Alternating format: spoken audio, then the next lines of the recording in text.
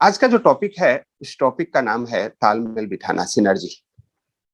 जो अपने एनर्जी को कई गुना बढ़ा दे, उसका नाम है सिनर्जी। आज समाज में सबसे ज्यादा जरूरत है तो वह सिनर्जी बिठाने की जरूरत है। सिनर्जी का मतलब होता है डिफरेंस को पॉजिटिविटी में चेंज कर देना। जहां सिनर्जी की अभाव होती है वहीं पे आउटपुट कम होने लगता है। एक कहावत है कि एक इंडियन 3 जापानीज के बराबर होते हैं। एक इंडियन 3 जापानीज के बराबर होते हैं और 2 इंडियन 1 जापानीज के बराबर होते हैं और 3 इंडियन 0 जापानीज के बराबर होते हैं। कारण क्या है? सिनर्जी का अभाव।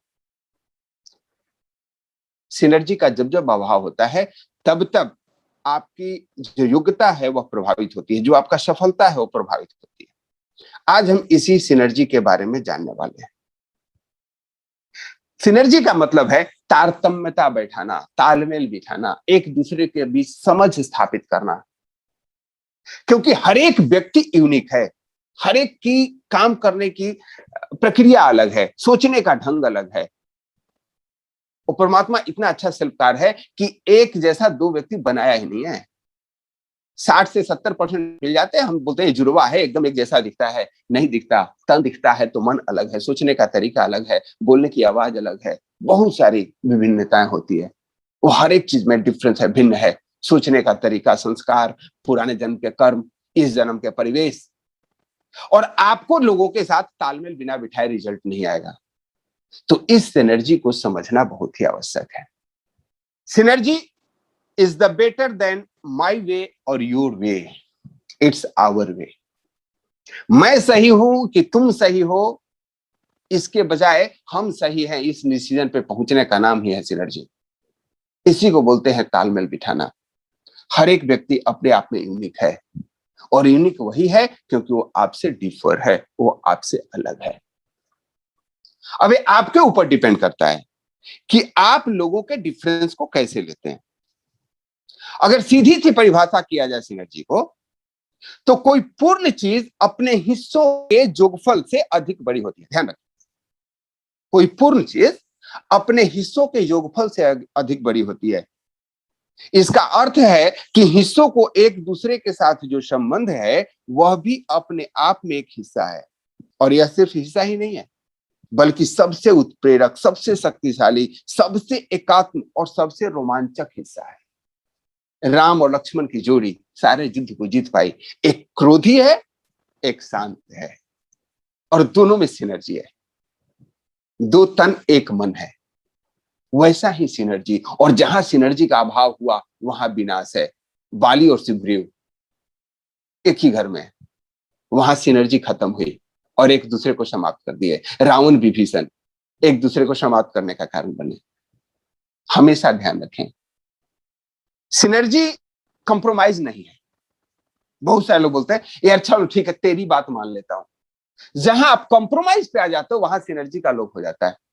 और ये आपको हमेशा ध्यान रखने की जरूरत है कि हम सिनर्जी में हैं या कंप्रोमाइज कर रहे हैं। कंप्रोमाइज का मतलब होता है 1 + 1 मीन्स हाफ। एक आदमी के 50 गुण हैं, दूसरे में भी 50 गुण हैं, लेकिन 10 गुण है जो आपस में मिलते हैं। तो हम 10 जगह पे एग्री हो गए कि चलो भैया ये बात तुम्हारी मैं मान लेता हूं, तेरी मैं मान लेता हूं, और 10-10 20 पे पहुंच गए। दोनों में अकेले अकेले भी 50 की। मैक्सिमम यही चल रही है विचारधारा परिवार में भी। Only common thinking is accepted.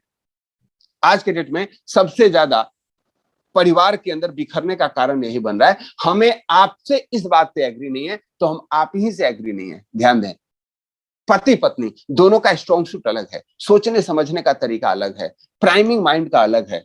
अब एक बात पे एग्री होते ही नहीं है, और जिसपे एग्री नहीं होते दोनों को वीटो पावर लगाने का अधिकार है। 5 देश वीटो लगा देते हैं, विश्व की बहुत सारी प्रक्रियाएं रुक जाती है। वैसे ही घर में 2 व्यक्ति हैं, पति पत्नी, अगर मूल रूप से दें, एक कोई बात हुआ, एक ने वीटो लगा दिया, नहीं ऐसा नहीं हो सकता। ऐसा क्यों नहीं हो सकता? उसके माइंडसेट से ठीक नहीं बैठता और वीटो लग गई और काम रुक गया। सबसे ज्यादा मीडियोकर लाइफ वही लोग जीते हैं जो पति पत्नी के आपस में सामंजस्यता नहीं है। परिवार में वही अशांति रहती है। आपको जो पसंद है पत्नी को नहीं, पत्नी को पसंद है आपको नहीं, और हम कटते जाते हैं। कितना कट जाते हैं पता है? आप में कोई रिलेटिव है, रिलेशन है, उस रिलेशन को आपके पत्नी को तारतम्यता नहीं है, वो आप पे प्रेशर देकर उसको छुड़वा देती। पति को कोई रिलेशन पसंद नहीं, आपके पत्नी को पसंद है, आपने प्रेशर देकर मुझे पसंद है वीटो लगा देते, वो छूट जाता है, और छूटते छूटते आप अकेले हो जाते हैं। और फिर गाना क्या गाते हैं? दुनिया बदल गया, अब तो संबंधों में समरसता ही नहीं रही, हम कॉम्प्रोमाइज करने लग जाते हैं। तुमको जो पसंद वही बात करेंगे, तो आप बहुत ही कम वोकैबुलरी रह जाएगी। तो आपको क्या पता उनको क्या पसंद है क्या नहीं पसंद है। लेकिन सिनर्जी का मतलब होता है दोस्त 1 + 1 = 3, कभी 6, कभी 10, कभी 100। 1 + 1 11 तो आपने सुना होगा, 1 + 1 100 भी हो सकता है, 1000 भी हो सकता है। प्रकृति भिन्न हो जाती है और एक यूनिकनेस पैदा होती है, इसका नाम है सिनर्जी। और प्रकृति आपको बहुत सारे एग्जाम्पल देती है इसका। H2O, पानी का जो केमिकल फॉर्मेशन है H2O है। हाइड्रोजन क्या है? एक ज्वलनशील गैस है। ऑक्सीजन जलने में मदद करता है, लेकिन दोनों ने आपस में सिनर्जी स्थापित कर ली और जल का निर्माण हुआ जो जीवन का निर्माण करता है। Think on that way, that is called synergy. जब आप एक दूसरे से सिंक होते हैं, नॉट सिर्फ कॉमन मिनिमम प्रोग्राम पे, आप दोनों को पसंद है वही नहीं, जो दोनों में समानता है उसी में सिंकिंग नहीं होती है, जो दोनों में असमानता है उसमें भी सिंकिंग होती है, और तब उससे यूनिकनेस पैदा होती है। Because differences are a bonus and adds to better output. अगर दो व्यक्ति एक ही तरीके से सोच रहा है तो फिर फायदा क्या हुआ दो व्यक्ति होने का? एक ही आदमी उस काम को कर ले। बहुत सारे लोग बोलते हैं यार उनके साथ में बिजनेस नहीं कर सकता, क्यों? बोला हमारा पॉइंट ऑफ व्यू डिफरेंट है। दोनों आदमी को ट्रेंड होने की जरूरत है, और जिस समय दोनों ट्रेंड हो गए ना, तो जो पॉइंट ऑफ व्यू डिफरेंस है वही आपका प्लस पॉइंट हो जाएगा। मान लीजिए कि आप इस बिजनेस में हैं, एक बहुत अच्छा स्पीकर है और एक को कनेक्ट होने लोगों को आता है। स्पीकर नहीं है बहुत बढ़िया, लेकिन लोग उसकी बात को मानते हैं, और दोनों जब मिलकर बिजनेस करता है तो क्या होता है? आप मीटिंग लेते हो, उसके लोग सुनते हैं, वो हम अपलाइन डाउनलाइन में कनेक्टिविटी है और आपकी टीम ग्रो होती है। हमेशा ध्यान रखें, जीवन में जिस किसी ने भी विकास किया है तो उसका मुख्य रिजल्ट सिनर्जी की वजह से आया है, और हमें इसमें सतत इन्वेस्टमेंट की जरूरत है। सिनर्जी कैसे उत्पन्न होगा? इसके लिए आवश्यक है अपने ट्रस्ट लेवल को बढ़ाना और कोऑपरेशन लेवल को बढ़ाना। कितना भी आप में डिफरेंस हो, आपके एटीट्यूड में, आपके ज्ञान में, आपके माहौल में, लेकिन आपस में ट्रस्ट बिल्डअप हो गया, आप कुछ भी कर सकते हैं। और ट्रस्ट के बहुत सारे फैक्टर्स हैं, हमने पहले बात किया है। ट्रस्ट डिपेंड करता है इंटीग्रिटी पे, ट्रस्ट डिपेंड करता है अंडरस्टैंडिंग पे, ट्रस्ट डिपेंड करता है सुनने की कला पे, जो हमने व्यक्तिगत प्रतिभा के रूप में उसको समझा। जितना ही ट्रस्ट लेवल हाई होगा उतना ही आप विन विन सिचुएशन पे जाएंगे। इस सबका लक्ष्य क्या है? सिनर्जी का लक्ष्य क्या होता है? इसका लक्ष्य है आपको जिताना, आपको सफल बनाना। दो व्यक्तियों में ट्रस्ट लेवल हाई होगा तो सिनर्जी होगा, और लो होगा तो विन लॉस सिचुएशन आएगी या लॉस लॉस सिचुएशन आएगी। दो आदमी पर अविश्वास है, अब दोनों क्या करें? एक दूसरे के कब्र खोद रहे हैं, एक ही सिस्टम में काम करें, जब मौका मिला एक दूसरे की शिकायत कर रहे हैं। आप उसका ट्रस्ट खराब करो, तुम्हारा ट्रस्ट खराब कर रहा है। नतीजा क्या हो रहा है?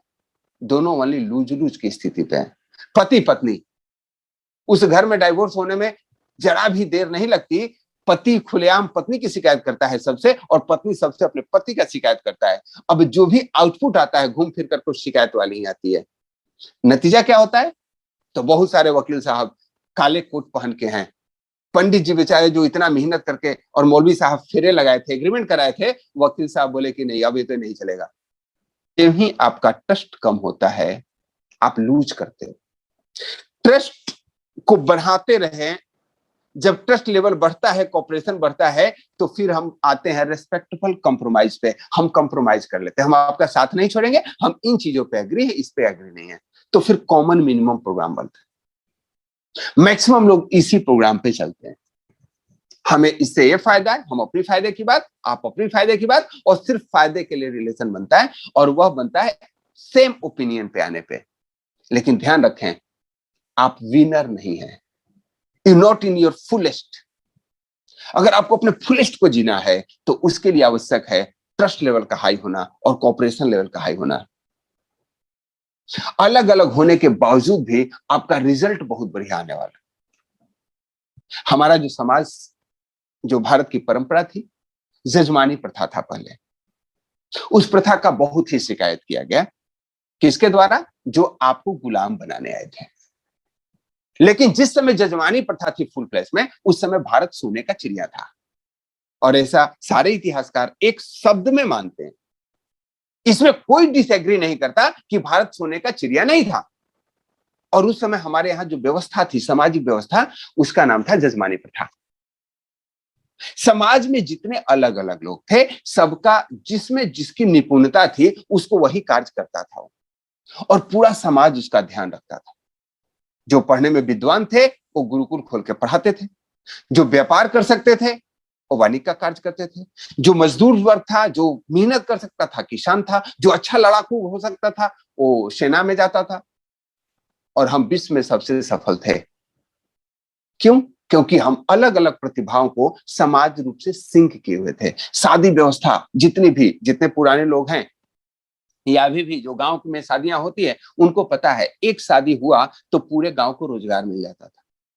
बढ़ई का काम है, लोहार का काम है, डोम का काम है, धोबी का काम है, चर्मकार का काम है, जितने भी सामाजिक व्यवस्थाएं हमारी थी, सबका काम था। उस सिनर्जी की वजह से सबको रोजगार मिला हुआ था और समाज बढ़ते जा रहा था। हमेशा इस चीज का ध्यान रखें, मैं किसी चीज की वकालत नहीं कर रहा हूं, क्या सही था क्या गलत था, आज के परिप्रेक्ष्य में क्या सही है क्या गलत है हमें नहीं समझ में आएगा। लेकिन आज भी अगर आप किसी कंपनी में जाकर के देखें तो वहां भी अलग अलग लोग जब सिंक होते हैं तभी आउटपुट मिलता है, और उसका नाम है इंजीनियर है, कोई डॉक्टर है, कोई एमबीए होल्डर है, सिक्योरिटी वाला है। Different people are doing the different thing and they are syncing to get a particular output, and that is called success.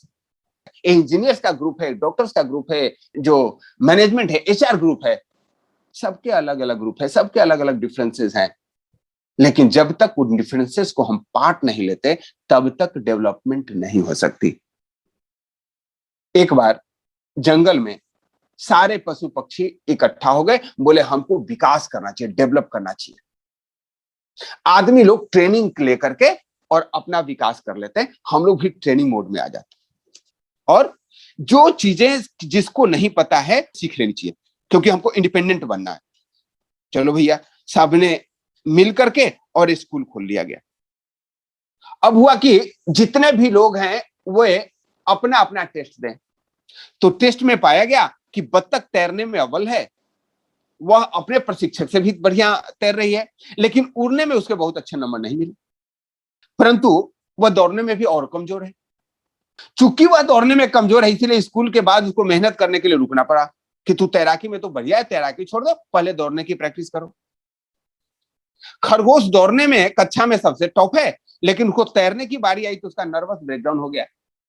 तो उसको हो गया कि भाई क्लास के बाद तुमको तैराकी सीखनी है, तुम तैरने में कमजोर हो, तुम इसको इंप्रूव करो। गिलहरी चढ़ने में तो बहुत कुशल है लेकिन उड़ना नहीं आता, तो हुआ कि भैया क्लास के बाद तुमको उड़ने की प्रैक्टिस करनी है, तुम इसमें कमजोर हो। बाज एक बिगड़ा हुआ बच्चा है, वह कभी डिसिप्लिन पे नहीं आता है, कहीं ऊंचा पे बैठना हो तुरंत उछल के बैठ जाता है। उसको होगा नहीं, तुम पहले वॉकिंग पे फोकस करो, तुम वॉक नहीं करते हो, तुम हमेशा पंख लेकर उड़ जाते हो, तुम्हारे पंख को बांध दिया गया, तुमको प्रैक्टिस करने है दौड़ने की। नतीजा क्या हुआ? जब वार्षिक एग्जाम हुआ तो एक एवरेज इली, एक ऐसा पक्षी जो तैर भी लेता है, उड़ भी लेता है और वॉकिंग भी कर लेता है, वो बाज की तरह उड़ नहीं सकता, बत्तख की तरह तैर नहीं सकता, खरगोश की तरह दौड़ नहीं सकता, और वो क्लास में सबसे टॉप आया। क्यों? क्योंकि सब में थोड़ा थोड़ा ठीक था। आज यही स्थिति हो रखी है हमारे समाज की, सब कुछ सीखने के चक्कर में जिसमें एक प्रतिभा है हम उसको नेग्लेक्ट करते हैं, और जिस दिन यह शिक्षा पद्धति सुधर जाएगी उसी दिन मैक्सिमम आउटपुट मिलने वाला है। हम अपने लोगों के साथ क्या करते हैं? जो जिस चीज में एक्सपर्ट है हम उसको बोलते हैं तू सिंक नहीं करता, तू परिवार के प्रतिमानों के हिसाब से नहीं चलता। अरे उसका जो टैलेंट है, उसका अजीब का टैलेंट है। तो इसके लिए क्या करना पड़ेगा हमें? तो हमें समझना पड़ेगा what is the response in the different of opinion. अगर अलग अलग विचार हो तो उससे क्या क्या नतीजे होते हैं, इसको समझना होगा। Response in difference in opinion, जब दो लोग आपस में पॉइंट ऑफ व्यू डिफरेंट होता है तो एक दूसरे पे अटैक करते हैं। पहला रिस्पॉन्स आप देखते होंगे, हमारे हमेशा चौक चौराहे पे, या अब चौक चौराहे पे लोग कम मिल रहे हैं, व्हाट्सएप ग्रुप पे एक व्यक्ति का डिफरेंस ओपिनियन आ गया रिलीजन के प्रति, पॉलिटिक्स के प्रति। अब हर एक आदमी अपना अपना कूड़ा कचरा उसमें डाल रहा है and we start fighting, we attack on each other. सबसे घटिया काम है, दूसरे का ओपिनियन आया, उसमें हमने अपना ओपिनियन डाला, डिफरेंस बढ़ते गया। आप लोग देखते होंगे फेसबुक पे कोई भी कमेंट्स होता है, उसमें कितने सारे विचारधाराएं आती है। अब आप इससे लोगों को पहचान कर सकते हो, मूर्ख लोग एक दूसरे पे अटैक करते हैं। अगर आप भी ऐसा करते हैं तो उसी कैटेगरी में है। क्या आप लोग इस बात से एग्री हैं कि जिसकी मूर्खता ज्यादा वो दूसरे पे ज्यादा अटैक करता है? उसका बस यही लेना देना है कौन गलत है, खुद का आईना नहीं देखते। उसे आगे कुछ लोग होते हैं जो टॉलरेट करते हैं, या ठीक है यार तेरी बात मान लिया, तू ही सही, मैं, तू जीता मैं हारा। वो लूजर जो ग्रुप के लोग होते हैं, कंप्रोमाइज करने वाले, और कंप्रोमाइज भी नहीं करे, मैं तेरी बात तो मुझे पसंद नहीं है लेकिन चलो मैं बर्दाश्त कर लूंगा। क्या आप भी इसी पंक्ति में है क्या? क्या आपको भी घर में बर्दाश्त करना पड़ता है क्या? आप जिस कंपनी में है बर्दाश्त कर रहे हैं क्या? बर्दाश्त कर रहे हैं तो इसका कोई उपाय कीजिए। हर एक चीज का उपाय है। जब उस ढंग से सोचना शुरू करेंगे उपाय निकल करके सामने आएगा। तो सेकंड कैटेगरी है लोग टॉलरेट करते हैं। थर्ड, एक्सेप्ट कर लेना। ठीक है भाई, तू जीती मैं हारा, यू एक्सेप्ट। पारिवारिक संबंधों में मैक्सिमम टाइम यही देखा गया है। हम लोग क्या करते हैं, चीजों को एक्सेप्ट कर लेते हैं, और जिस समय आप एक्सेप्ट करने की आदत आपको आ जाती है, आपका विकास की प्रक्रिया रुक जाता है। आप लीडर तो हो ही नहीं सकते। ऑफ कोर्स आप एडजस्ट कर रहे हो, टॉलरेट कर रहे हो, उससे बेहतर है आप उसको एक्सेप्ट कर लिए। अब इससे एक उच्चतम गुण, वैल्यू देना। आपके पास जब कोई बातें आती है, जब कोई बात आपके पास आती है तो आप उस चीजों को वैल्यू देते हो, ध्यान से सुनते हो, उसके ओपिनियन को समझते हो, और बोलते हो हाँ तेरा बात भी सही है, आप उसको एक्सेप्ट करते हैं। यह आपको जीत जीत परंपरा की तरफ ले जाती है। तब वही लीडर सबसे ज्यादा सफल है जो सबकी सुनता है, उसकी बातों को वैल्यू देता है, उसके ओपिनियन को वैल्यू देता है। लेकिन अगर आपको जीत सुनिश्चित करना है, then you have to celebrate that differences. आपको उसको सेलिब्रेट करना है। 5 पांडव थे, अलग अलग कला में प्रवीण थे, पांचों को जो सिंकिंग कराने वाले श्री कृष्ण उनके साथ आ गए, जीत सुनिश्चित हो गई। वह सेलिब्रेशन है। अलग अलग प्रतिभाओं का सामंजस्य करना जीत जीत को सुनिश्चित करता है।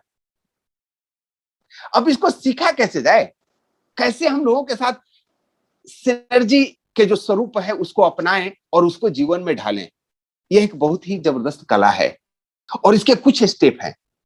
सबसे पहले इसके कैरेक्टरिस्टिक्स को हमें समझना होगा, इसकी विलक्षणता को समझना होगा। Have a healthy respect for diversity. हमेशा यह ध्यान रखें कि यह जो व्यक्ति बोल रहा है वह हमारे पॉइंट ऑफ व्यू से अलग हो सकता है, लेकिन उसका पॉइंट ऑफ व्यू गलत नहीं हो सकता। आपको यह माइंडसेट बनाना होगा। आपका पॉइंट ऑफ व्यू डिफरेंस हो सकता है, लेकिन पॉइंट ऑफ व्यू गलत हो यह आवश्यक नहीं है। तो सबसे पहले have a healthy respect for diversity. जो उसकी विलक्षणता है उसको रेस्पेक्ट करना होगा। दूसरी चीज, be able to relax around others. जब ऐसे डिफरेंस ओपिनियन के लोग आपके आसपास रहें, आपको तनाव लेने की आदत से हटनी पड़ेगी। टेंशन छोड़िए। कुछ लोग बोलते हैं वो आया है ना वो कचरा करेगा। यह कचरा करेगा या नहीं करेगा, आपके अंदर कचरा हो गया ऑलरेडी। आप पहले ही डिफेंसिव मोड में आए हो। वह व्यक्ति कुछ भी बोलेगा, आपने प्री ऑक्युपाइड माइंडसेट रख लिया है, यह तो मेरे बारे में उल्टा ही सोचता है। जो व्यक्ति अपने माइंड को ट्रेंड कर चुका है, ध्यान रखें, वो आपके बारे में उल्टा नहीं सोचता है। आपकी सोच है और आपका सोच ही आपको रिजल्ट देने वाला है। तो सबसे पहले आपको रिलैक्स होने की जरूरत है। Be able to relax around others. Third point आता है value opinions where you agree or not. आपको दूसरे की बातों को समझना होगा। डेल कार्नेगी जी ने एक सेंटेंस फॉर्मुलेट किया है, जो लोक व्यवहार के राइटर हैं। उनका कहना है कि अगर आपको किसी का प्रतिरोध करना है तो सम्मान के साथ करें। मैं आपके बातों से सहमत हूं, लेकिन यहां यह चीज ऐसे बेटर किया जा सकता है। हम क्या करते हैं, स्टार्ट ही करते हैं I am not agree with you. Not even कहते हैं कि not agree with your opinion, कहे तो भी चल जाता है। हम सीधे बोलते हैं I am not agree with you, मैं आपसे सहमत नहीं हूं। और बस, जब सहमत ही नहीं हो तो कहानी ही खत्म। तो आपको हमेशा ध्यान रखना है, you are valuing the opinion. आप एग्री करें या नहीं करें, कोई फर्क नहीं पड़ता। हर एक व्यक्ति के पॉइंट ऑफ व्यू का सम्मान करना है। मानना नहीं मानना अलग चीज है। Create balance. आपको संतुलन रखना होगा। अपने ओपिनियन और उनके ओपिनियन में चर्चा करना होगा उसके आउटपुट के लिए। और जब तक आप उस पर चर्चा नहीं करेंगे, बैलेंस संतुलन नहीं बनाएंगे, तब तक आप बेटर आउटपुट नहीं निकाल सकते। You have to create balance. Be responsive to new ideas. Responsive to new ideas का मतलब होता है कि आप जब एक दूसरे का प्रतिरोध करते तो कुछ नए आइडिया निकल करके आते हैं और आपको उस पर फोकस करने की जरूरत है। जो आप जानते हैं और जो मैं जानता हूं, अगर वही दोनों मिलकर के काम करें जो हम जानते हैं, तो नया आइडिया नहीं निकलेगा। 1+1 2 बन के रह जाएंगे। जबकि उस बीच के बैरियर को हटा दीजिए, चाहे प्लस हो, माइनस हो, मल्टीप्लाई हो, तो 1 1 11 हो सकते हैं। उसके लिए आवश्यक है एक दूसरे के आइडिया को सुनना और उसको पॉजिटिव तरीके से रिस्पॉन्स करना। Develop trust. हम उसी पे विश्वास करते हैं जो पास्ट में भी किसी चीज के लिए विश्वासी रहा हो। ध्यान रखें, मैंने आपसे एक बिजनेस किया था, 100 रुपए आगे पीछे हो गए थे, आपको मैंने पैसे दिए थे, आप भूल गए हो, या बोले कि नहीं यार हमें याद नहीं है। बहुत लोग चालाक होते हैं, नहीं बोलते मैंने नहीं लिया है। कहीं आपने लिख के रखा हो या व्हाट्सएप मैसेज हो तो बहुत बेहतर तरीके बोलते मुझे याद नहीं है। सबको याद रहता है अगर आपसे किसी ने पैसा लिया है तो। अब उसको याद नहीं है और आप फिर टॉलरेट करने वाले मोड हो, उसको पता है कि आप टॉलरेट कर लोगे, मतलब चल यार कोई बात नहीं, तुमको याद है नहीं है तो मत देना। ऐसा होता है क्या आप लोगों के साथ? कुछ ऐसे दोस्त होते हैं जिनको देने वाला याद नहीं रहता है और लेने वाला प्रॉपर याद रहता है। अगर उन्होंने आपको दिया हुआ है, उनको प्रॉपर याद रहता है। ऐसे लोगों को आप अपने घर का चाबी नहीं देते हैं, हमेशा ध्यान रखें। ऐसे लोगों को आप अपने घर का चाबी नहीं देते हैं जिनको याद ही नहीं रहता। आपको भी सोचना है, क्या मैं उस कैटेगरी में तो नहीं हूं? किसी चीज के लिए आपको जिम्मेवारी दी और उस जिम्मेवारी के समय आपको याद नहीं रहा, और यह भी नहीं याद रहा कि वेल इन एडवांस में अपडेट कर दें कि भैया ये काम मैं नहीं कर सकता। You lose your trust. तो आपको सबसे पहले अपने ट्रस्ट को डेवलप करना होगा, तभी सिनर्जी मिलेगी आपको। Discover and share common interest. हमेशा आपका जो कॉमन इंटरेस्ट है उसको डिस्कवर करना पड़ेगा और शेयर करना पड़ेगा। हमेशा याद दिलाना पड़ेगा हमारा लक्ष्य क्या है। मैं सारी बातें टीम की बात कर रहा हूं। वो टीम आपका परिवार हो सकता है, साथ में काम करने वाले कलीग हो सकते हैं, साथ में बिजनेस पार्टनर हो सकते हैं, एक कंपनी में आप काम कर रहे हैं, डाउनलाइन अपलाइन का रिलेशन हो सकता है। आपका कॉमन गोल क्या है? Win win. ह्यूमर। जिसका चेहरा लटका रहता है, हमेशा कंप्लेन मोड में रहता है, उसको कोई नहीं सुनना चाहता। ध्यान रखें, आपका नेचर ऐसा होना चाहिए कि जहां पहुंचे वहां माहौल खुशनुमा हो जाए। आपके चेहरे पे मुस्कुराहट होनी चाहिए और वह सिर्फ दिखावटी मुस्कुराहट नहीं होना चाहिए। Life is empty and meaningless. जो भी कुछ मिला है इस धरती पे आपके पास बोनस है, हमेशा ध्यान रखे। नहीं तो बिना कपड़े के आए थे और कफन छोड़ करके जाने वाले हैं। जो भी आपके पास है वो बोनस है और इस नाम पे खुश रहिए। परमात्मा ने बहुत दिया है आपको। यस दोस्तों, आपको अंदर से ह्यूमर लाना होगा, तभी सिंकिंग में आसानी होती है। Don't stereotype. रूढ़िवादी मत बनिए। ऐसा ही होता है, मैंने ऐसा पिछली कंपनी में ऐसा ही किया था, पिछले एम्प्लॉयर थे मैं ऐसा ही किया था। कोई जो पीछे से चिपके हुए हैं तो आगे आप बढ़ ही नहीं सकते। परिस्थितियां बदल रही है, समय बदल रहा है। जिस मोबाइल को बच्चे से छीना करते थे, आज लेटेस्ट मोबाइल दिया करते हैं। समय बदल रहा है साहब। उदाहरणा से बाहर निकलना पड़ेगा कि हम तो यही काम करने के लिए बने हैं। इस कोरोना ने बहुत सारे इंजीनियर्स को सब्जी बेचने पे मजबूर किया है। जहां जॉब करते थे, जॉब नहीं है, नई वैकेंसी नहीं है, करेंगे क्या? आपको चेंज करना पड़ेगा अपने आप को, परिस्थितियों के हिसाब से बदलना होगा। जो नहीं बदलेगा विनष्ट हो जाएगा, प्रकृति का नियम है। यस दोस्तों, बी रियल वन। जो आप हैं वही बने, ध्यान रखें। जो है वही प्रदर्शित करें। मुख में राम बगल में छुरी नहीं चलेगा। एक बार चल सकता है, 2 बार चल सकता है। अगर आप किसी से घृणा करते हो, मन ही मन कितनी भी चाटुकारिता कर लो, पता चल जाता है अगले को। विन विन सिचुएशन आप नहीं चला सकते। जब आपको कहीं किसी के प्रति ईर्ष्या आने लगे, किसी के प्रति द्वेष आने लगे, अपने आप को संभालिए। यह आपको विनष्ट कर रहा है, आपके प्रतिभा को रोक रहा है। अगर आपको सिनर्जी के लाइफ में जाना है तो you have to be fair for you, for your community, for your team. आपको न्यायपूर्ण बनना होगा, आपको रियल बनना होगा, अंदर बाहर से एक होना होगा। तभी जाकर के सफलता मिलती है, तभी जाकर के सिनर्जी डेवलप होता है। अगर आप सिनर्जी के इस विशेषताओं को समझ लेंगे, तब आपको थर्ड अल्टरनेटिव को सोचने में मदद मिलेगी। You can create the third alternative. आज ऑलरेडी समय हो चुका है और मैं शॉर्टकट में नहीं जानना चाहता। इसके बहुत सारे पॉइंटर्स हैं, हम इस पे अगले सेशन में बात करेंगे। Recognise your barrier to synergy. हर एक व्यक्ति, आप जितने भी 10 कैरेक्टर्स देखे हैं सिनर्जी के, जो अलग अलग हर्डल्स आपको क्रिएट करते हैं, जब वो आपके पास बैरियर क्रिएट करते हैं, अगर आपके पास नहीं हो, क्या आप हेल्दी रेस्पेक्ट रखते हैं डाइवर्सिटी के लिए या नहीं? क्या उन लोगों के सामने रिलैक्स रहते हैं कि नहीं जिनके से आपका ओपिनियन डिफर करता है? दूसरे को ओपिनियन की वैल्यू देते हैं या नहीं? बैलेंस क्रिएट करते हैं कि नहीं?